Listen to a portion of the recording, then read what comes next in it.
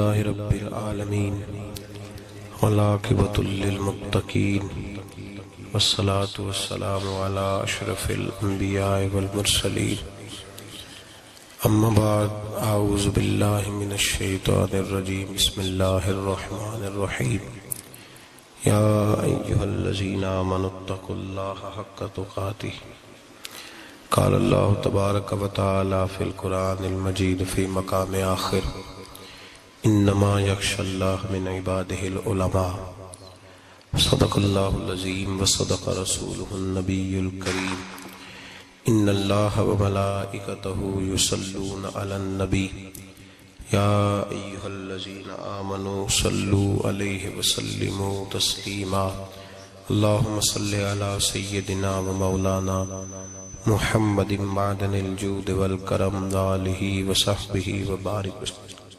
حمد و صلات کے بعد انتہائی عزت و تکریم کے لائق سامعین و حاضرین، دوستو، بزرگوں اور بھائیوں، محفل شب برات کے عنوان سے اس خوبصورت رات میں اور ان ٹھنڈی ہواؤں میں آپ حضرات تشریف فرمائیں۔ نبی پاک صلی اللہ علیہ وسلم نے ارشاد فرمایا، جب شعبان کی 15ویں رات آئے تو رات کو بیدار رہا کرو اور صبح کو روزہ رکھا کرو۔ تو جب حضور نے کہہ دیا بیدار رہو تو پھر کسی کو سونا نہیں چاہیے، بیدار رہنا چاہیے۔ اور بیداری کا مطلب یہ نہیں کہ وہ آدمی بس جاگتا رہے، اس کا مطلب یہ ہے کہ وہ اللہ اللہ کرے، درود پاک پڑھے، عبادت کرے، تلاوت کرے، ذکر فکر میں رہے۔ کچھ باتیں اس مقصد کے لیے کہ اس رات اللہ پاک نے اپنی رحمت کے دروازے کھولے ہیں، تو کچھ ایسی بات کی جائے جس سے دل نرم ہو جائے۔ دوستو، قرآن مجید کی 2 آیات میں نے پڑھی ہیں۔ اللہ کریم نے فرمایا، یا ایھا الذین آمنوا اتقوا اللہ حق تقاتہ، اے ایمان والو اللہ سے ڈرو اور اتنا ڈرو جتنا ڈرنے کا حق ہے۔ ڈرو اللہ پاک سے، اور جس طرح تم کسی سے ڈرتے ہو، ڈرنے کا حق ہوتا ہے، وہ حق ادا کرنے کی کوشش کرو۔ ہم میں سے بہت سارے لوگ ڈرتے ہیں کچھ لوگوں سے، اور جب وہ ڈر رہے ہوتے ہیں تو انہیں احساس ہوتا ہے۔ اللہ پاک نے ہمارا وہ احساس خود بیان کر دیا ہے۔ فرمایا، جب تم کسی سے ڈرتے ہو تو تمہیں اس کا احساس ہوتا ہے کہ تم کتنا ڈرتے ہو، تو پھر تم کوشش کرتے ہو کہ تم وہ کام نہ کرو جس سے وہ بگڑ جائے گا، ناراض ہو جائے گا۔ جو لوگ قانون سے ڈرتے ہیں وہ اشارہ نہیں توڑتے، کچھ بھی ہو جائے اشارہ نہیں توڑتے۔ انہیں پتہ ہے کہ یہاں اشارہ توڑیں گے تو الجھ جائیں گے، اور جہاں انہیں فکر نہ ہو کہ کوئی پوچھنے والا نہیں، وہاں ہم نے دیکھا ہے کہ لوگ اشارہ توڑ دیتے ہیں۔ اللہ تبارک و تعالیٰ نے موقع دیا، میں حرمین شریفین حاضر ہوا تو وہاں ایک روڈ دائری روڈ کہلاتا ہے۔ اس روڈ سے پیدل چلنے والے نہیں گزر سکتے۔ وہ کہتے ہیں جی اس روڈ سے پیدل والا نہ گزرے، ان کے لیے علیحدہ جگہ ہے۔ قانون یہ ہے کہ اگر کوئی پیدل آدمی وہاں سے گزرے اور اس کا ایکسیڈنٹ ہو جائے تو وہ حکومت یہ کہتی ہے کہ یہ کیوں یہاں سے گزرا تھا، لہٰذا کوئی مقدمہ نہیں ہو سکتا۔ وہاں ہم نے دیکھا ہے کہ لوگ اس سڑک پہ پیر بھی نہیں رکھتے، کہتے ہیں مر گئے تو بنے گا کچھ نہیں۔ یہاں بھی بہت سارے ایسے معاملات ہوتے ہیں کہ جہاں انسان محسوس کرتا ہے کہ یہ بڑا میرے لیے نقصان ہو جائے گا، تو وہ ڈرتا ہے۔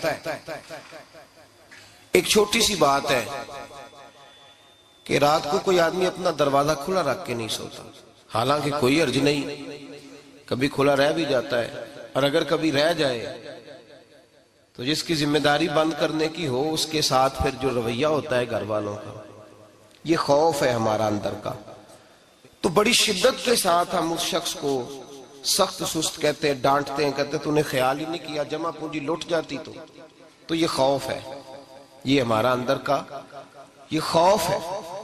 آپ بازار میں جائیں تو درجنوں لوگوں نے گن مین بٹھائے ہوئے ہیں، ان کا دل نہیں کرتا کہ اضافی تنخواہ دی جائے، کیا مطلب ہے ایک آدمی کو اضافی پیسے دینے کا، لیکن وہاں آدمی بٹھایا جاتا ہے، اس کو تنخواہ دی جاتی ہے، اس کی روٹی کا بندوبست کیا جاتا ہے، اس کے سارے ضروریات زندگی کا خیال رکھا جاتا ہے، اور پس منظر یہ ہوتا ہے کہ ڈر لگتا ہے اگر یہ شخص نہ ہوا تو ہماری چوری ہو جائے گی۔ تو اللہ فرماتے ہیں کہ تو جہاں سے ڈرتا ہے تجھے پتا ہے،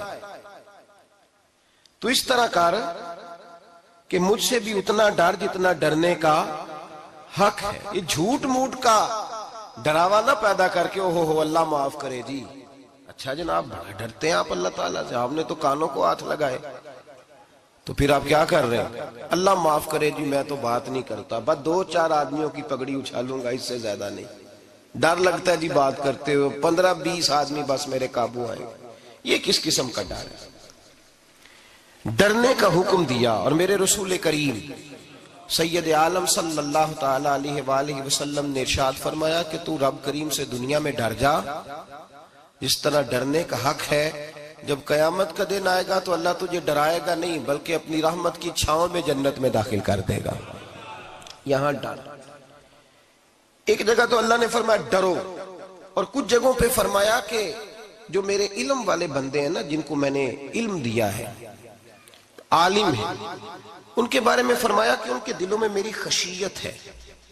انما یخشی اللہ من عبادہ العلماء، اللہ کے بندوں میں سے جو علم والے ہیں وہ اللہ کی خشیت رکھتے ہیں۔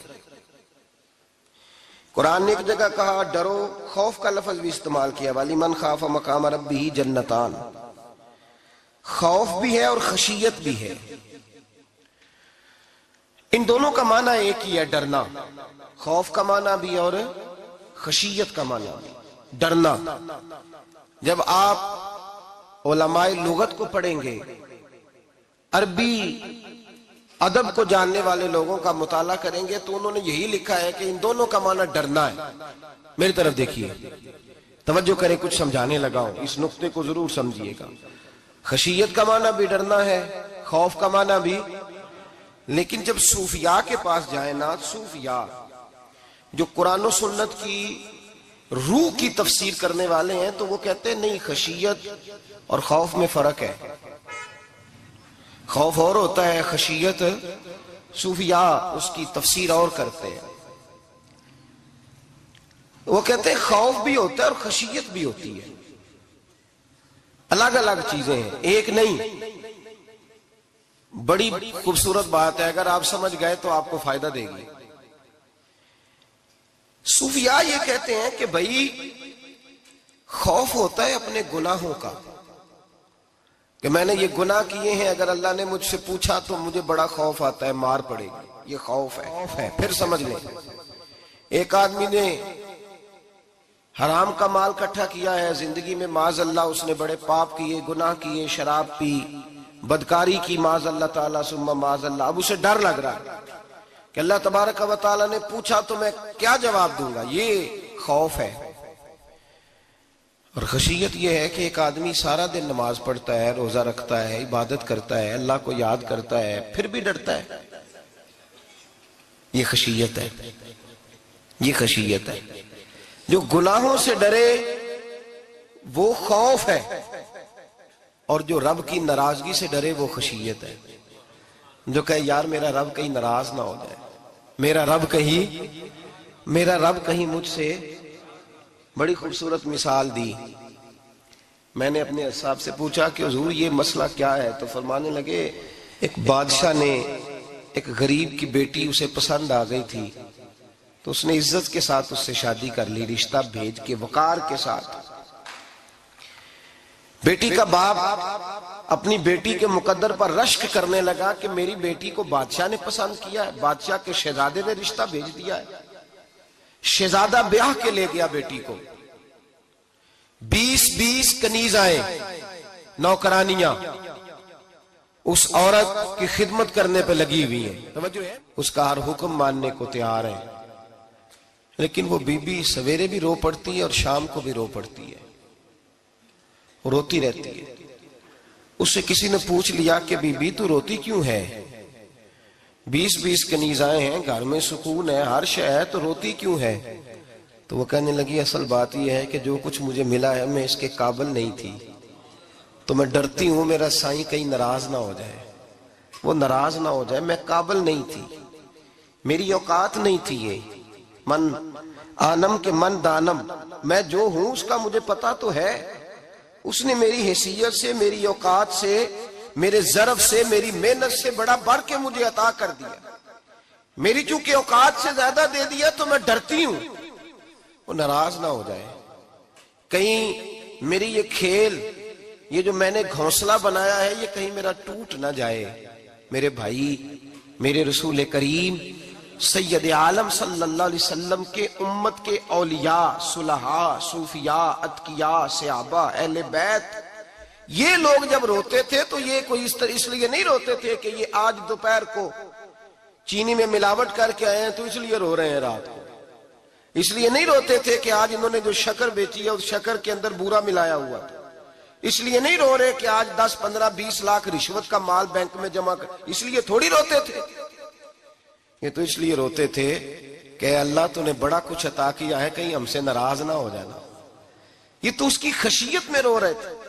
حضرت داؤد طائی رحمت اللہ تعالی علیہ، حضرت امام جعفر صادق جو نبی پاک صلی اللہ علیہ وسلم کے نواسے، جناب داؤد طائی کی ملاقات ہوئی تو امام جعفر صادق حضور کے نواسے عرض کرنے لگے، داؤد طائی یار میری بخشش کی دعا کرنا، رب مجھے معاف کر دے. تو حضرت داؤد طائی رحمت اللہ علیہ فرمان لگے، امام صاحب آپ حضور کے نواسے ہیں، میں نے دعا کرنی ہے کہ آپ نے میرے لیے کرنی ہے؟ تو حضرت امام جعفر صادق رو پڑے، کہنے لگے یار تو نہیں کرنی ہے، اور اسی لیے تو تجھ سے دعا کرا رہا ہوں کہ کہیں ایسا نہ ہو نانا مصطفیٰ کی بارگاہ میں جاؤں تو وہ مجھے کہیں کہ میں کس طرح کا تھا تو کس طرح کا بن کے آیا ہے. یہی تو دعا کرانی ہے کہ میرے لیے دعا کر. جو جتنا بڑا ہوتا تھا نا اتنی زیادہ خشیت ہوتی. اور گناہگار کے تو اللہ تبارک و تعالیٰ بعضوں کا سزا دیتا ہے، آنسو سلب ہو جاتے. اس کو تو اپنے گناہوں پہ رونا ہی نہیں آتا. وہ تو روتا ہے بچہ نہ ہو تب روتا ہے، وہ تو روتا ہے پیسے نہ ہو تب روتا ہے، وہ تو اس وقت روتا ہے جب اس کا مال چلا جائے. اس کو تو بعضوں کا، گناہگار کو تو بعضوں کا سزا ملتی. اللہ فرماتے تو دنیا کے لیے روئے گا، میرے لیے نہیں رو سکتا. اور جو رب کریم کے بندے ہوتے ہیں انہیں اللہ کہتا ہے تو دنیا سے بے نیاز ہے، تیری آنکھ سے آنسو جب بھی ٹپکے یا میرے لیے ٹپکنا چاہیے یا محمد مصطفیٰ کے لیے ٹپکنا چاہیے. آپ اگر اس بات کو تھوڑا سا غور کے ساتھ سمجھے تو تمام اولیاء صلحات کیا یہ رو رہے ہیں، تڑپ رہے ہیں. کیا اس کی وجہ تھی؟ نمازیں کم رہ گئی تھی، روزوں میں کمی تھی، فرائض ادا نہیں کرتے تھے کہ رویا کرتے تھے؟ کیوں روتے تھے؟ حضرت سیدنا عمر فاروق رضی اللہ تعالیٰ عنہ کے بارے میں صحابہ کہتے ہیں جناب عمر فاروق جب نماز پڑھاتے اتنا رویا کرتے تھے کہ 7ویں صف تک ان کے رونے کی آواز جایا کرتی. 7ویں صف تک ان کے رونے کی آواز جاتی. ہم لوگ بن کے بیٹھ گئے ہیں، ہم لوگ بن کے بیٹھ گئے. ہم یہ سمجھتے نہیں کہ ہماری حیثیت کیا تھی اور رب کریم نے ہمیں نوازا کیا ہے. آپ پڑھیے کتابیں. میرے رسول پاک صلی اللہ علیہ وسلم فرماتے ہیں میرا عمر جس گلی سے گزرے شیطان رستہ بدل جاتا ہے. نبی پاک فرماتے ہیں میرا عمر جب تک دنیا میں رہے گا دوزخ کو تالا لگا رہے گا.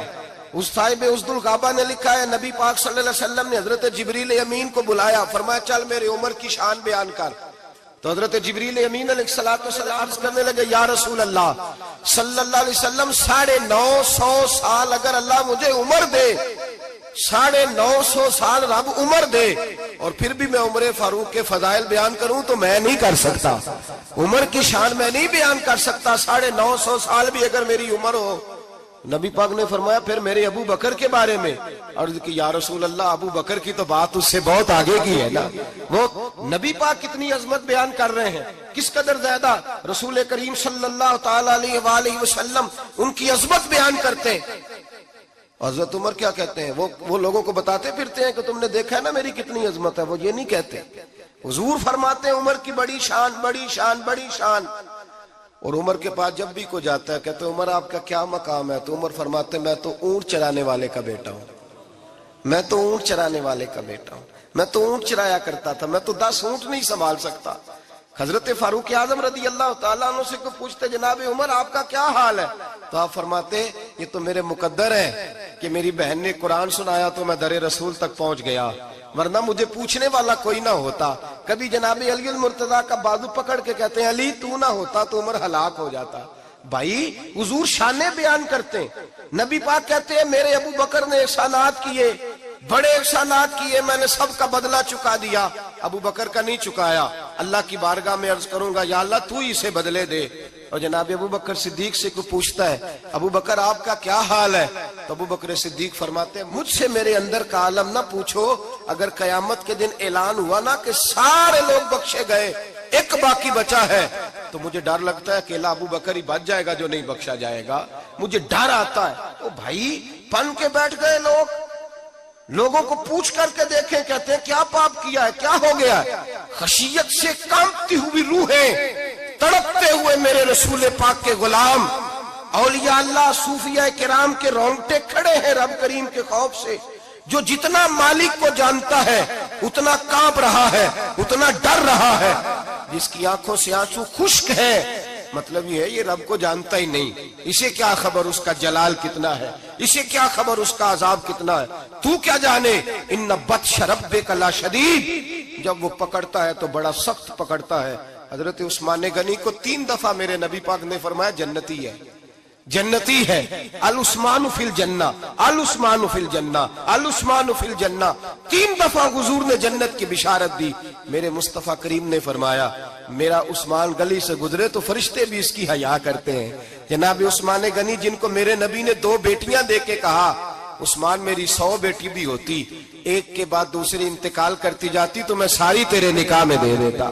وہی حضرت عثمان غنی قبر پہ کھڑے ہیں حضور کے وصال کے بعد، ایک قبر پہ کھڑے، آنکھوں سے آنسو جاری ہے، داڑھی ساری آنسوؤں سے بھر گئی ہے، روتے ہی جاتے ہیں، روتے ہی جاتے ہیں۔ غلام کہتا عثمان یار رونا ہمیں چاہیے، رونا ہمیں چاہیے، جن کو کوئی بشارت نہیں اور آپ کو تو 3 بشارتیں، روتے کیوں ہو؟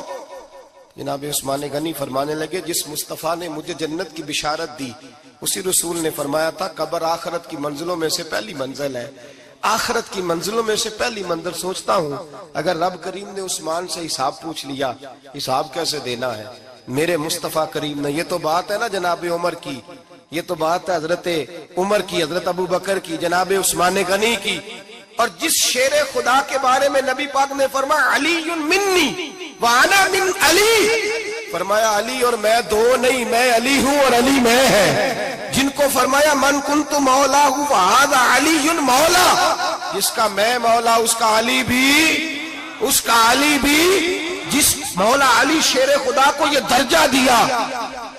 ولی المرتضی اٹھے ہیں، نماز کا وضو کیا ہے، مصلی کی جانب جانے لگے تو جناب علی کا وجود تھر تھر کانپنے لگا، تھر تھر، چھم چھم آنسو برسنے لگے۔ حضرت سیدنا امام حسن آگے بڑھے، ابا جی کیا ہوا؟ فرمایا حسن ڈر رہا ہوں، مالک کی بارگاہ میں جا رہا ہوں، کہیں رب علی کو دھتکار ہی نہ دے، کہیں مالک علی سے حساب ہی نہ پوچھ لے، کہیں اللہ تبارک و تعالیٰ ناراضگی کی نظر سے نہ دیکھے۔ او بھائی ہم لوگ اتنے دلیر، اتنے تگڑے، اتنے سیاہ، اتنے عقل مند، اتنے گناہوں کے پیچھے پہاڑ ہیں، لیکن مجال ہے کوئی ایک قطرہ وہ آنسو جو ہم نے سنبھال کے رکھے ہیں دنیا داری پہ بہانے کے لیے۔ کبھی اپنا حساب کر، کبھی سوچ، روز شکوہ کرتا ہے، کہتا ہے میرے پاس پیسے نہیں، گاڑی نہیں، کار نہیں، کوٹھی نہیں، سرمایہ نہیں۔ کبھی سوچ جو کچھ ہے اگر رب کریم میرے اور آپ کے اعمال دیکھے تو ہماری حیثیت ہے کہ وہ سارا کچھ ہمیں دیا جاتا، ہماری اوقات تھی کہ وہ ہمیں دیا جاتا جو اس نے دیا ہے۔ ٹٹول کے دیکھیں، عمر گزر گئی، شکوے کرتے، ذرا پلٹ کے دیکھیں، اگر ہمارے گناہ اور ہماری نیکیاں اکٹھی کی جائیں تو ہم جزا والے نہیں سزا والے نکلتے ہیں معاذ اللہ۔ محمود غزنوی بڑا پیار کرتے تھے ایاز کے ساتھ، بڑا پیار کرتے تھے، نوازا کرتے تھے، روز کوئی نہ کوئی تحفہ ملتا تھا ایاز کو۔ کچھ حسد کرنے والوں نے کہا محمود تو اسے تحفے دیتا ہے اور یہ جنگل میں اسلحہ اکٹھا کر رہا ہے، یہ تیرے خلاف علیحدہ سے فوج تیار کر رہا ہے، کچھ وقت آئے گا یہ تجھے چھوڑ کے علیحدہ سے بادشاہی کا دعویٰ کر دے گا۔ محمود غزنوی کہنے لگے یہ کس طرح کی بات؟ کہا تمہیں پتہ ہے کہ ایاز عصر سے لے کر عشاء تک کہاں رہتا ہے؟ محمود کہنے لگے یار واقعی میں نے کبھی پوچھا تو نہیں، شک کا بیج بو دیا، شک کا بیج بو دیا۔ محمود غزنوی کہنے لگے اچھا آج میں پیچھا کروں گا، تفتیش کروں گا، تحقیق کروں گا کہاں جاتا ہے، تحقیق کروں گا۔ محمود غزنوی نکلے پیچھا کرنے، असर के बाद अय्याज ने जंगल का रुख किया, महमूद भी पीछे पीछे हो लिए। कहते हैं जंगल के बीच जाके एक झोंपड़ी आई, उस झोंपड़ी के अंदर अय्याज गए, दरवाजा खोला, अंदर चले गए। मुझे बड़ा गुस्सा था कि हर बात मुझे बताता है, ये क्यों नहीं बताई। जब अय्याज अंदर गए तो मैंने जोर जोर से दरवाजा खटखटाया गुस्से के साथ।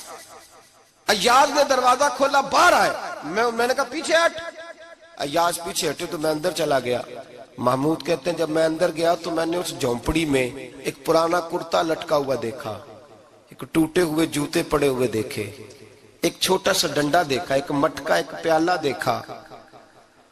मैंने सारी तलाशी ली तो चंद टूटी फूटी पुरानी चीजें। मैंने कहा याद ये क्या है? तो कहते हैं याज कहने लगा बादशाह टटोल के देख ले, यही कुछ है जो तूने देखा। मैंने कहा ये है क्या? कहते हैं याज पैरों में बैठ गया, तड़प के रोने लगा। कहने लगा बादशाह ये मेरी औकात है, ये मेरी औकात है, ये मेरी औकात है, ये मेरी औकात है। का क्या मतलब? कहने लगा जिस दिन तेरे पास आया था ना तो ये मेरी कायनात थी कुल। आज तेरी मेहरबानियों ने मुझे यहां तक पहुंचा दिया है। मैं जो तेरा गद्दार नहीं ना होता, मैं जो तेरी नाफरमानी नहीं करता, इसलिए नहीं करता कि मैं हर शाम आके अपनी औकात याद करता हूं और फिर मुझे रोज रात को मेरा नफ्स कहता है इसका वफादार रहना, इसका वफादार रहना। तो इस हाल में था जब आया था, अगर ये बिगड़ गया तो फिर तुझे अपनी औकात का पता है ना। महमूद गजनवी ने सीने से लगाया, कहने लगे आज तक तू बचा भी इसलिए है कि तू अपनी औकात नहीं भूला। मुल्ला रूमी कहता है अपनी औकात याद रख, तू क्या था। तुझे एक रात सोने न दे तो अपनी टांगों पे खड़ा नहीं हो सकता। तेरी वो आंख ले जाए तो कुछ नहीं कर सकता, वो तुझे माजूर कर दे तो कुछ नहीं कर सकता। 30-30 साल के ऊंचे 7 फुट कद के जवान उसने फालक ज़दा करके अस्पतालों में डाल दिए, वो कुछ न कर सके। बड़े बड़े पहलवान जो कहते थे कि हम उठे तो दुनिया उठती है, उसने फेंक दिए मनो मट्टी के नीचे, कुछ न कर सके। अपनी हैसियत न भूल। मेरे रसूल करीम सैयद आलम सल्लल्लाहु अलैहि वसल्लम ने फरमाया 2 बातों में लोग धोखे में हैं, धोखे में है, धोखे में है, धोखे में।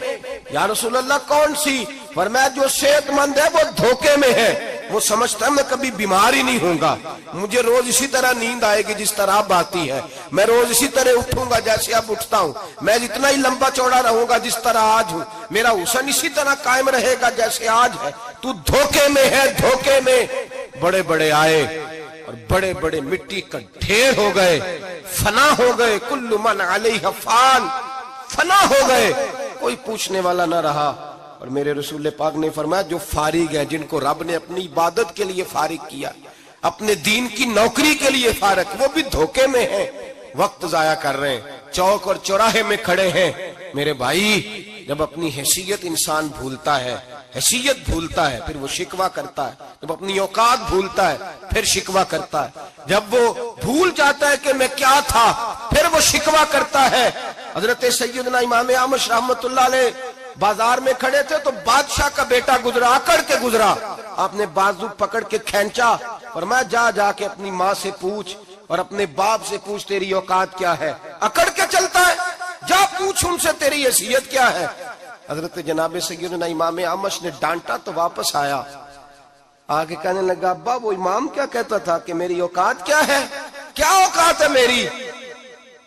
तो बाप और माँ दोनों घूरने लगे, कहने लगे बेटे हमारे पास दौलत भी थी, घर भी था, मकान भी था, जायदादें भी थी, बादशाहत भी थी, पर हम दुनिया के दरवाजों से भीख मांग मांग के थक गए थे। अर्श का मालिक एक बेटा अता नहीं करता था, एक बेटी नहीं देता था, तड़प गए थे, रोते थे, सिसकते थे। फिर वही इमाम अहमद जिन्होंने आज तुझे गली में खड़ा किया है, उसके दरवाजे पे जाके बैठ गए। हमने कहा रब नाराज हो गया, दुआ करो हमसे राजी हो जाए, चलो ज्यादा नहीं 1 लाल ही हमें दे दे। का इमाम आमश दुआएं किया करते थे तो तब अल्लाह पाक ने तू हमें अता किया था। तेरी ओ भाई अपनी हैसियत का तो तायुन कर, तू बढ़ बढ़ के बातें करता है, तू बड़ा खोल खोल के बोलता है, अपनी हैसियत का तो तायुन करना, जरा अंदाजा तो करना कि तू कौन था, कहां से आया है, तेरी औकात क्या है। यहाँ लोग 1 मिनट में आगे निकल जाते, पलट के देख तो सही, اور میرے بھائی جو بڑے لوگ تھے وہ تڑپا کرتے تھے. حضرت فضیل بن عیاض رحمت اللہ علیہ فرماتے ہیں بغداد میں بارش نہیں ہوتی تھی، قحط پڑ گیا، جانور پیاس سے مرنے لگے، جوان بچے بوڑھے نڈھال ہونے لگے. فرماتے ہیں میں بھی نکلا، سفیان ثوری بھی نکلے، اور بھی کئی صوفیاء میدان میں نکلے، دعائیں مانگی، پر بارش نہیں ہوتی تھی. فرماتے ایک جھونپڑی سے ایک سفید بالوں والا اور گندمی رنگ والا ایک بوڑھا غلام نکلا جو کسی کا ملازم تھا. باہر آیا جھونپڑی سے، ہم اسے دیکھ رہے تھے، وہ ہمیں دیکھ نہیں رہا تھا. فرماتے ہیں اس کے چہرے پر عبادت کے نشان تھے، دور سے اس کا چہرہ دیکھتے لگتا تھا کوئی رب کریم کا بندہ ہے. فرماتے ہم اسے اللہ کا ولی جانتے تھے. اس نے دعا مانگی کہ تو لفظ پتہ کیا ہے دعا کے؟ ہاتھ اٹھا کے کہنے لگا مولا مجھے پتا ہے یہ جو بارش نہیں نہ ہو رہی ہے میری وجہ سے نہیں ہو رہی، میرے گناہوں کی بڑی لمبی فہرست ہے، بڑی لمبی لائن ہے. کہنے لگا اے اللہ میری اکیلے کی وجہ سے سارے بغداد کو سزا تو نہ دے. رب کریم جوان بھوکے، بچے بھوکے، مائیں ترس گئیں، بچے ترس گئے، جانور پانی کے قطرے، اللہ گناہ تو میرے اکیلے کے ہیں اور ان سب کو سزا کیوں دیتا ہے؟ نہ میری سزا سب کو تو نہ دے، میری سزا صرف مجھے دے، ان کو نہ دے. کہتے ہیں ابھی اس کے ہاتھ اٹھے ہوئے تھے، دعا بول رہا تھا، رب کریم نے فوراً بارش عطا فرما دی. فرماتے ہیں کھل کے بارش برسی. میں نے لوگوں سے پوچھا پتہ کرو کس کا غلام ہے، کہا فلاں آدمی کا.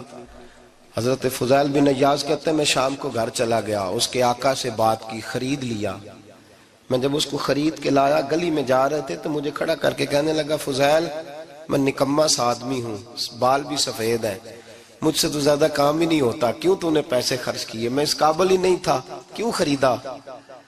تو حضرت فضیل ابن عیاض کہتے ہیں میں نے اس کو کہا کل جو تو نے دعا مانگی تھی تو نہیں دیکھ رہا تھا، ہم دیکھ رہے تھے، تو مقبول ہے رب کریم کی بارگاہ کا، تجھے اس لیے خرید کے لایا ہوں، تو مقبول ہے.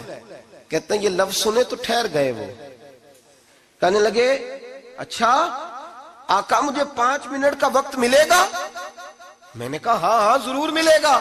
کہتے ہیں انہوں نے وہیں نماز کی نیت باندھ لی، 2 رکعتیں پڑھی اور 2 رکعتیں پڑھ کے ہاتھ اٹھائے. کہنے لگے مولا تیرا اور میرا راز تھا، تو نے راز کیوں کھولا؟ اللہ مسترنا بستری کل جمیل، یا اللہ تیرے پاس پیارے پیارے پردے ہیں، ایک پردہ مجھے عطا کر دے، مجھے اپنا رکھ، مجھے لوگوں کے سامنے میرے پردے نہ کھول.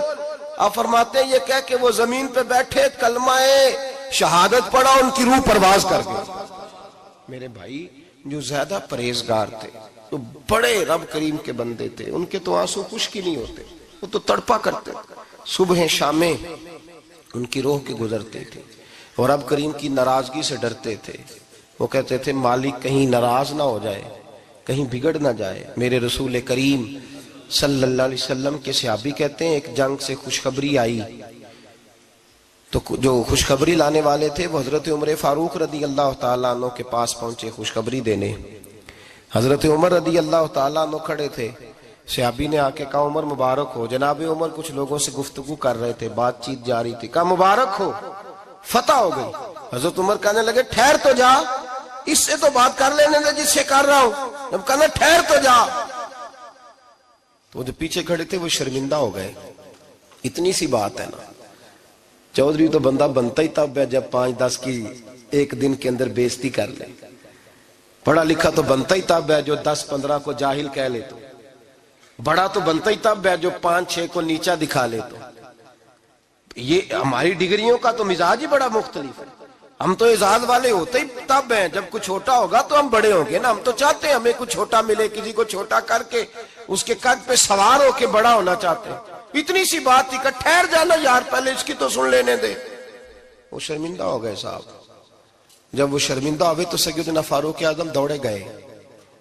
صحابہ کہتے ہیں گارا تھا، کیچڑ تھا، اس گارے میں سر رکھا، سجدہ کرنے لگے.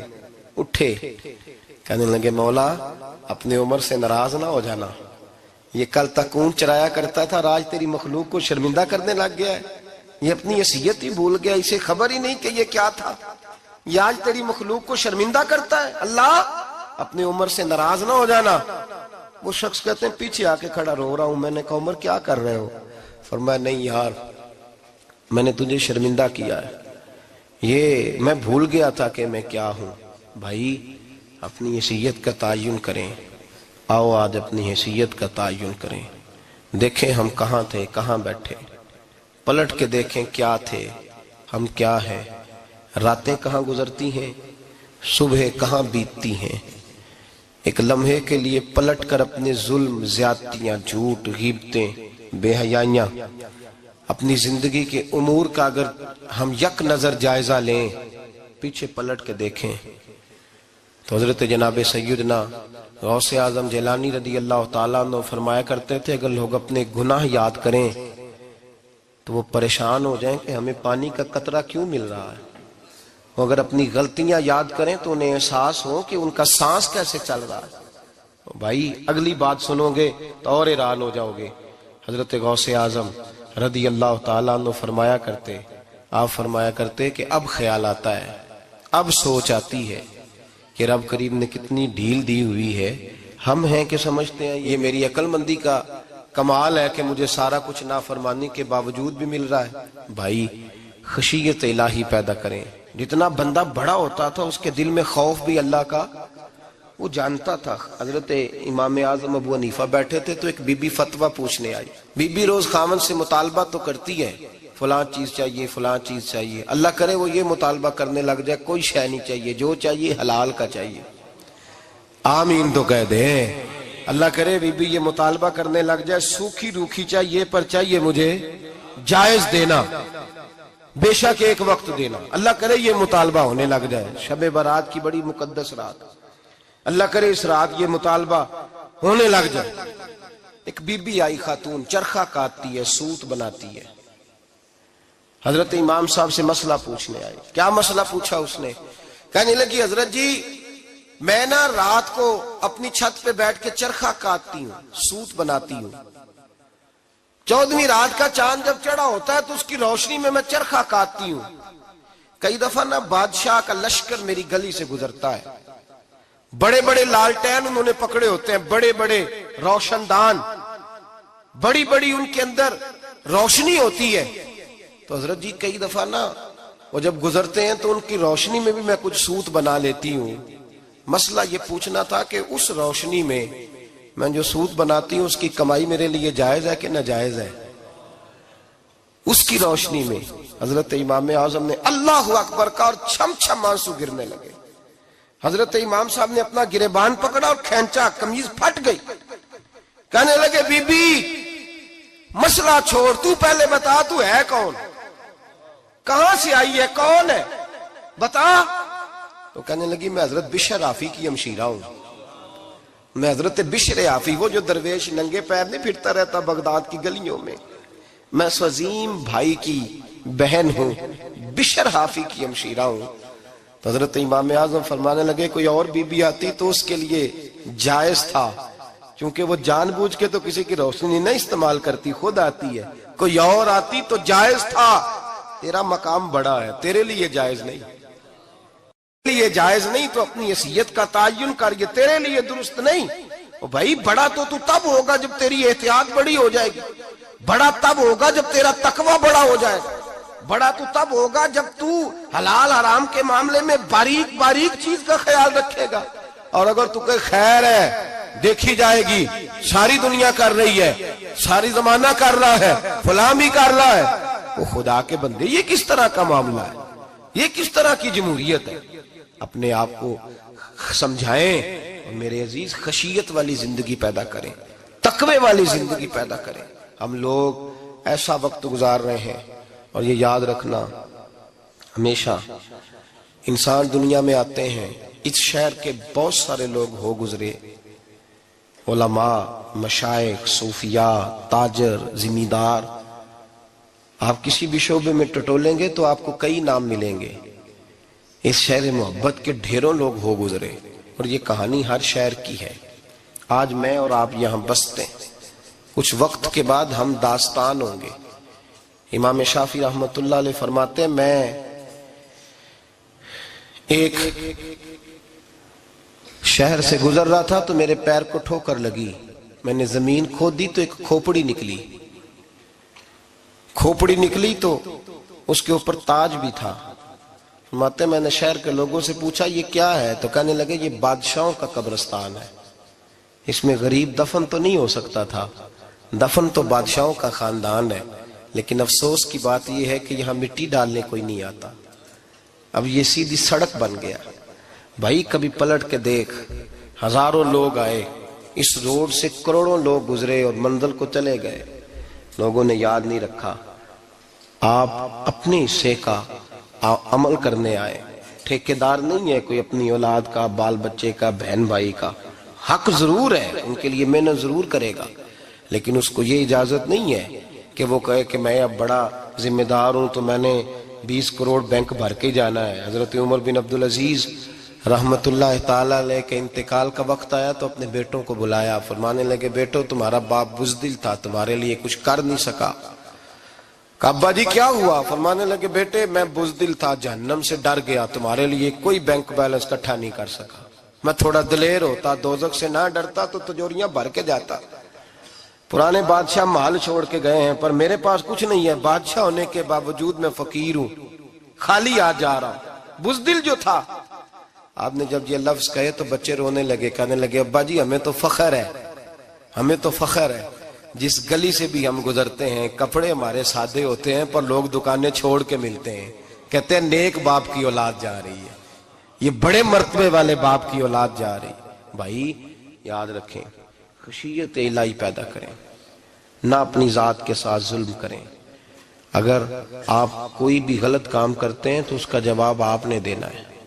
اگر آپ نے 1 کروڑ روپیہ ناجائز کمایا ہے تو وہ اللہ آپ سے نہیں، آپ کے بچے سے نہیں پوچھے گا، بیوی سے نہیں پوچھے گا، بہن بھائی سے نہیں، وہ آپ نے جواب دینا ہے۔ آپ نے اپنے اعمال پر غور کریں۔ آج شب برات ہے، میرے نبی کریم صلی اللہ علیہ وسلم نے فرمایا کہ میری امت کی اتنی بخشش ہوگی، مدینے میں سب سے زیادہ بنو کلب کا قبیلہ بکریاں پالتا ہے، ان کی بکریوں کے بالوں سے بھی زیادہ اللہ میری امت کی بخشش فرمائے گا۔ اس کو توبہ کی رات کہا جاتا ہے۔ توبہ کا مطلب یہ ہوتا ہے کہ اللہ میں آج کے بعد گناہ نہیں کروں گا۔ توبہ کا مطلب ہوتا ہے کہ میں آج کے بعد یہ غلطی، آپ کا ملازم کتنی بار غلطی کرے تو آپ رکھ لیتے ہیں؟ ایک دن میں 100 دفعہ کرے تو گنجائش ہے اس کو رکھنے کی؟ اللہ رکھ لیتا ہے، کہتا تو توبہ کر، ہے گنجائش؟ میرا خیال ہے جو 10 بار بھی کرے اس کے لیے بھی گنجائش ہے، اس کے لیے بھی گنجائش ہے۔ استاد باپ ہوتا ہے، بچے سے غلطی ہو جائے تو کہتا تجھے ارجانہ بھرنا پڑے گا۔ بچے لگے نہیں ہوتے اسکولوں میں، جرمانے لگے ہوتے ہیں، چھٹی کا لیدا ہے، فلاں کام کا لیدا ہے، حالانکہ باپ ہے۔ بھائی اللہ فرماتا ہے تو توبہ کر، اور توبہ یہ ہے کہ میں آج کے بعد یہ گناہ، اس آدمی نے کل 5 نمازیں نہیں پڑھنی، اس کا آج توبہ کرنے کا کیا مطلب ہے؟ توبہ کا کیا مطلب ہے کہ میں آئندہ گناہ، تو جو سویرے 5 نمازیں نہیں پڑھنا چاہتا کہتا کل زور نہیں میں نے پڑھنی، چلو فجر تک جاگنا ہے، فجر پڑھ لوں گا، تو اس نے توبہ کی ہے؟ کوئی مذاق ہے؟ استغفر اللہ استغفر اللہ استغفر اللہ، معاف کر دے، کیا معاف کر دے؟ سویرے تو مسجد آئے گا۔ بھائی آپ کسی جگہ، ہم سادے لوگ ہیں، دیہاتی لوگ، یہ ہمارا دیہات کا ماحول ہے، بچے کو مارتے ہیں نا مدرسے والے کو تو ہم کہتے ہیں دوبارہ کرے گا، تو کیا کہتا ہے اگوں، تو جو بچہ کبھی تسی تھپڑ دو مار لو میں سویرے پھر کرنا جی، تو اس کو معافی ملے گی؟ یہ کیسی معافی ہے کہ سویرے میں نماز نہیں پڑھنی زور کی لیکن یا اللہ معاف کر دے، یا اللہ، یہ جھوٹ ہے، یہ دھوکہ ہے، یہ مذاق ہے، مذاق نہیں کرے۔ اور بندہ کوئی سیانا ہو تو مذاق برداشت نہیں کرتا، اور معاذ اللہ استغفر اللہ، رب کریم کے ساتھ مذاق، یا اللہ میری توبہ، یا اللہ میری توبہ، یا اللہ مجھے معاف کر دے، یا اللہ معاف کر دے، اور سویرے جھوٹ پھر بولنا ہے اٹھتے ہی، تو یہ کیسی توبہ ہے؟ توبہ کا مطلب ہوتا ہے کہ میں توبہ کرتا ہوں آج کے بعد گناہ، تو توبہ کو سمجھے تو صحیح نا میرے بھائی، توبہ کو سمجھے۔ تمام صحابہ، چونکہ شراب حرام نہیں تھی تو ہر آدمی پیا کرتا تھا، جب حرام ہو گئی تو پھر کسی نے منہ نہیں لگایا، توبہ ہو گئی تو پھر ہو گئی، پھر معاملہ ختم ہو گیا۔ پھر کبھی قریب حضرت مرثد بن ابی مرثد البغوی رضی اللہ تعالیٰ عنہ، حضور کے صحابی ہیں، آپ فرماتے ہیں میرے اندر ایک غلطی تھی، میرا بہت ساری خواتین کے ساتھ دوستانہ تھا۔ نبی پاک کی بارگاہ میں جب میں گیا، اسلام کی بائعت کی، تو حضور نے فرمایا تیری نظر جھکی رہنی چاہیے، خبردار کسی عورت سے تیرا، کہتے ایک نصیحت نبی پاک نے کی۔ آپ فرماتے ہیں میں نے اپنے دل کو اس طرح سمجھایا کہ عورتیں اگر میرے پاس آ کے کھڑی ہوتی تھی تو میرے اندر کا وجود کہتا تھا کہ ہو ہی نہیں سکتا میری توجہ جائے، اس لیے کہ توبہ کی ہے، اب دوبارہ ادھر توجہ جا سکتی۔ میرے بھائی توبہ کو اس کے مفہوم کے ساتھ توبہ کریں، جھوٹ نہیں بولیں، گناہ نہیں کریں۔ میرے رسول کریم صلی اللہ علیہ وسلم نے فرمایا استغفار پڑھا کرو، میں دن میں 100 مرتبہ استغفار کرتا ہوں۔ حضور کہتے ہیں میں دن میں، حضور 100 دفعہ دن میں استغفار کرتے۔ امام حسن کے پاس ایک شخص آیا، کہا میرے پاس اولاد نہیں، فرمایا استغفار پڑھ۔ ایک پھر آ گیا، اس نے کہا حضور میرے پاس روزی نہیں، فرمایا استغفار پڑھ۔ ایک اور آیا، اس نے کہا حضور بیماری بڑی ہے گھر میں، فرمایا استغفار کر۔ آپ کے صاحبزادے بیٹھے تھے، کہا ابا جی جو آتا ہے آپ استغفار ہی بتاتے ہیں۔ آپ فرمانے لگے جب کوئی بندہ توبہ کرتا ہے تو رب راضی بڑا ہوتا ہے۔ تو میں نے سب کو توبہ کا وظیفہ بتایا ہے، جس کی جو بھی مجبوری ہو اگر توبہ کر لے تو اللہ تعالیٰ اسے آسانی عطا کر دیتا ہے، اللہ اس پہ نظر رحمت کر دیتا ہے۔ اپنے آپ کو تبدیل کریں، نماز کو اس کی حقیقت کے ساتھ پڑھا کریں، اس کی حقیقت کے ساتھ نماز کو پڑھیں۔ 5 وقت مسجد میں حاضری دیں، چھوڑ کے سارے کام چھوڑ کے، باقی سارا کچھ بعد میں۔ آپ کا رشتہ لوگوں کے ساتھ زندگی کا ہے، موت کا نہیں ہے۔ آپ خود دیکھ لیں، جن کے بزرگ چلے گئے وہ ڈیلی جاتے ہیں قبرستان، کل وہاں بیٹھتا ہے 2 گھنٹے جا کے، والد صاحب ہیں، دادا جی ہیں، نانا جی ہیں، دیکھا کبھی کسی کو صبح گیا ہو شام آیا ہو؟ یہی حال ہمارا ہوگا، بالکل کوئی نہیں جائے۔ اور پھر جب کوئی انتقال کر جاتا ہے نا تو کوئی یہ نہیں کہتا کہ ابا جی کو غسل دے لو، کہتے ہیں میت کو غسل دو۔ ماں آنکھوں کی ٹھنڈک ہوتی ہے لیکن کہتے ہیں لاش کو اٹھاؤ، جنازے کو اٹھاؤ۔ آپ کے رشتے ناتے ختم ہو گئے۔ اگر آپ ناراض نہ ہوں تو مجھے جنازے پڑھانے کا موقع ملتا ہے، 1-2 بات عرض کرتا ہوں، اس کے بعد ذکر کرتے ہیں، انشاءاللہ دعا ہوگی۔ جنازوں پہ جانے کا اتفاق ہوتا ہے تو میں جنازے سے محسوس کرتا ہوں بہت ساری چیزوں کو۔ میں دیکھتا ہوں کہ جنازہ ہونے کے باوجود لوگ یہ سمجھتے ہیں کہ یہ ہونا تھا کام، یہ ہو گیا، اور وہاں کیفیت یہ ہوتی ہے کہ صرف یہی جنازہ ہے، اسی نے فوت ہونا تھا، ہم تو بچے ہوئے ہیں۔ قرآن پاک سے محبت کرنا، قرآن پاک پڑھنے والوں سے پیار کرنا، قرآن کے مدارس کو آباد کرنا، یہ بڑا مشکل ہوتا جا رہا ہے۔ ہم ایک مدرسہ چلاتے ہیں، ہم محسوس کرتے ہیں کہ یہ بڑا کٹھن معاملہ ہے، بڑا کٹھن۔ ایک تو تنقید کی نظر بھی سب سے زیادہ اداروں کی طرف ہوتی ہے، اور سب سے کم تعاون بھی اداروں کے ساتھ ہوتا ہے، مجبوری کے ساتھ ادارے وقت گزارتے ہیں۔ اپنا رجحان مدارس کی جانب کریں اور دین سیکھنے کی طرف رجحان کریں، قرآن مجید صحیح پڑھنا سیکھیں، قرآن مجید صحیح سمجھنا سیکھیں۔ اور پھر میرے بھائی جو آیات آپ کو ضروری ہیں، نماز جنازہ ہے، وضو ہے، غسل ہے، آپ کے روزمرہ کے معاملات ہیں، وہ کسی اچھی قاری سے، اہل سنت کے کسی شخص سے ان کی درستگی کرائیں، اپنے معاملات پہ غور کریں، یہ ان کوتاہیوں سے باہر آئیں، قرآن پاک سے محبت کریں اور دینداروں کے ساتھ جڑیں۔ ایک گزارش آپ سے اور کرنی ہے، اس کو بھی کھلے دل کے ساتھ سنیے گا، کھلے دل کے ساتھ۔ یہ شب برات کی رات ہے اور میں ذمہ داری کا مظاہرہ کرتے ہوئے بات کرنا ضروری سمجھتا ہوں۔ آپ کسی پیر صاحب سے ملیں، کسی آستانے پہ جائیں، یہ کچھ گزارشات ہیں، بات میری ختم ہو گئی، وہ کر کے میں دعا کرنے لگا ہوں۔ تو شریعت اسلامیہ کا ضرور پاس اور لحاظ کریں۔ یہ دیکھیں جس صوفی کے پاس، درویش کے پاس، جس کو آپ پیر سمجھ رہے ہیں، اسے کوئی قرآن حدیث بھی آتا ہے، وہ کوئی سنت شریعت کا بھی پابند ہے۔ میری اپنی جماعت سے ہاتھ باندھ کے گزارش ہے، خدا را اب بس کر دیں، بڑی تباہی ہو گئی اور لمبی چوڑی ہو گئی، تھک گئے ہم کہہ کے۔ لوگ سمجھتے نہیں اس چیز کو۔ اعلیٰ حضرت فاضل بریلوی نے لکھا ہے، ادھر دیکھیں، اعلیٰ حضرت نے لکھا ہے کندھوں تک بال رکھنا جائز ہے، کندھوں تک، کندھوں سے نیچے رکھنا حرام ہے۔ کیسے اس شخص کو لوگ پیر مان لیتے ہیں جس نے داڑھی سنت سے چھوٹی رکھی ہوئی ہے، بال بڑے رکھے ہوئے ہیں، یہ ملنگ صاحب ہے۔ ان تماشوں سے باہر آ جائیں، اللہ تبارک و تعالیٰ کی بارگاہ کی طرف رجوع کریں. ہم دم کے قائل ہیں, درود کے قائل ہیں. میں سارا دن پتہ نہیں 20 تعویذ لکھ کے دیتا ہوں. ہمارے بزرگوں کا طریقہ ہے, یہ چیزیں جائز ہیں, ان کی شریعت میں اصل ہے, دلیل ہے, لیکن کل دین یہ نہیں ہے. اپنے آپ کو بچائیں اور علم کی طرف رجوع کریں, تقوی کی طرف رجوع کریں. ان ظالموں سے, بہروپیوں سے اپنے آپ کو بچائیں. اور میں ان لوگوں کو بھی دعوت فکر دیتا ہوں جو ہمیں روز آ کے کہتے ہیں یہ تمہارا پیر تو یہ تمہارا پیر. جب ہم خود کہہ رہے ہیں ہمارا نہیں, تو ہم کسی شرابی کبابی کو اٹھا کے کہہ دیں یہ تمہاری جماعت کا بندہ ہے تو تم رکھ لو گے؟ کہو ہم اگر کہہ دیں تمہاری جماعت یہ درس دیتی ہے تو تم مان لو گے؟ یہ کیا بات ہوئی؟ اگر کسی جماعت کا کوئی شخص غلط ہے, اور ہم درباروں والے نہیں, ہم تو مسجدوں والے لوگ ہیں. دربار تو ایک ضمنی چیز ہے, بن بھی جائے تو ٹھیک ہے, ورنہ تو میرے نبی پاک نے فرمایا ہر مومن کی قبر جنت کا باغ ہوتی ہے. تو اندر دربار ہی بنا ہوا ہے, جنت کھلی ہوئی ہے. اوپر بلڈنگ بننا اتنا ضروری کام, مہربانی فرمائیں ایک تو اپنے آپ کو دین کی طرف راغب کریں. رمضان شریف آئے گا, اپنی اصلاح کی کوشش کریں, اور جب کسی دینی مجلس میں جائیں تو روح کی دنیا لے کر کے جائیں, کچھ سیکھنے کے ارادے سے جائیں, کچھ درس لینے کے ارادے سے جائیں. جمعے پڑھیں, دروس سنیں, تو کچھ لینے کے ارادے سے جائیں, اور دین کی خدمت میں اپنے حصے ڈالنے کی کوشش کریں. اس سے صرف چندے کا معاملہ نہیں, اس سے مراد یہ ہے کہ اپنی اولاد کو, اپنے بچے کو, اپنے آپ کو دیندار بنائیں. یہ آپ کا دین میں حصہ ہوگا, یہ آپ کا دین کے ساتھ تعاون ہوگا. آخری بات میرے بھائی آپ حضرات سے یہ ہے, اس کو ضرور سمجھیں. خواتین کو پردے کا پابند کریں, ان کو پردہ داری سکھائیں.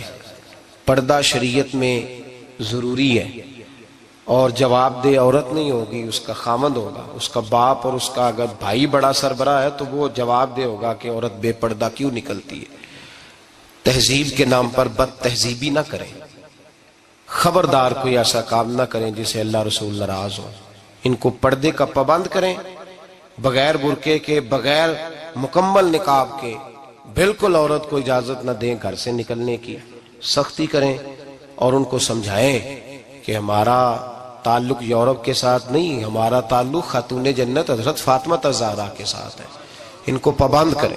اور یہ میں ذمہ داری سے بات کہہ رہا ہوں, مرد ذمہ دار ہے اگر اس کی عورت با پردہ نہیں ہے, وہ ذمہ دار ہے, اور اللہ کی بارگاہ میں اس کی کوئی بات قابل قبول نہیں ہوگی. اور شب برات کی رات اتنے لوگ گواہ ہیں کہ یہ پیغام آپ کو پہنچایا گیا, آپ کو پہنچایا گیا. آسمان, زمین اور ہوا گواہ ہے کہ ہمیں یہ بات پہنچائی گئی کہ ہمیں ان کو پردہ کرانا ہے. ذکر ہوگا. ذکر کیا ہے؟ ذکر ہے اللہ کو یاد کرنا. اور میرے نبی پاک صلی اللہ علیہ وسلم نے ایک حدیث میں فرمایا, رب کا ذکر اس طرح کرو کہ لوگ تمہیں دیوانہ سمجھیں. یہ لوگ باتیں کرتے ہیں تو کھول کھول کے, اللہ کے ذکر کی باری آتی ہے تو تھک سے جاتے ہیں. تھک کے ذکر نہیں کریں. ذکر کریں تو پوری دل جمی کے ساتھ, سرور کے ساتھ, کیف کے ساتھ. اور آج کر کے تو دیکھیں بھلا ذکر میں ہوتا کیا ہے, یہ لذت کیا ہے, یہ کیف کیا ہے. میرے بچے چھوٹے مجھ سے کہتے ہیں ذکر لمبا کرایا کریں. بیٹا اکثر مجھے کہتا ہے ذکر جو ہے نا وہ جب آپ بڑا لطف آتا ہے ذکر میں. ذکر تو ایک کیفیت ہے, لگ جائے تو اس کا ایک اپنا ذائقہ ہے. تو ذکر کریں اللہ کا, درود شریف پڑھیں. دعا کیا ہے؟ آج لائٹ کو بند کر کے جب ہمارے ہاں ذکر ہوتا ہے, دعا ہوتی ہے, تو ہمارے بزرگ یہ کہتے ہیں, ہم ثابت یہ کرنا چاہتے ہیں کہ ہم مجمع میں نہیں بیٹھے, یا اللہ تیری بارگاہ میں بیٹھے ہیں. ہمیں تو ساتھ والا دیکھ نہیں پا رہا. دعا مانگے, اور اللہ سے مانگے تو کھول کے مانگے. اور آج اگر ہو سکے نا تو کوئی ایک آدھ قطرہ گرا ہی دے. میرے نبی پاک نے فرمایا محفل میں چند لوگ بھی رو پڑے تو سب کا کام بن جاتا ہے. آپ میں سے کوئی نیک آدمی ایسا ہوگا تو ہمارے جیسے کئی گناہگاروں کو ساتھ اللہ اس پہ فضل فرمائے گا. یہاں ذکر کے بعد دعا ہوگی, دعا کے بعد پھر سلام ہوگا, پھر ایک دفعہ آخر میں دعا ہوگی. پھر آپ کو کچھ وقت دیا جائے گا انفرادی طور پہ نفل ادا کرنے کا. 4 6 نفل پڑھ کے نئے سرے سے تازے ہو کے آپ حضرات تشریف لائیں گے. اور پھر انشاءاللہ تعالی یہاں لنگر کا بندوبست ہوگا. آپ حضرات کے لیے ماں حضر جو کچھ ہے آپ کو پیش کیا جائے گا. کوشش کریں روزہ رہ ہی جائے صبح کا.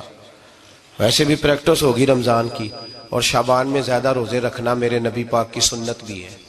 اس لیے ضرور کوشش کریں کہ سحری کا بندوبست ہے تو آپ روزہ رکھیں تاکہ آپ کے لیے آسانی ہو جائے.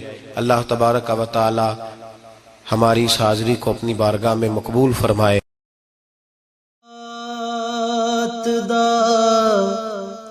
پانی ملے ہر رگے ہر جائی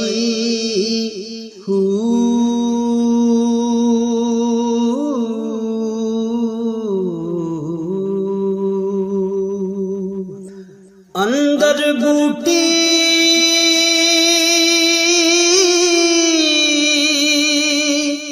مشک مچایا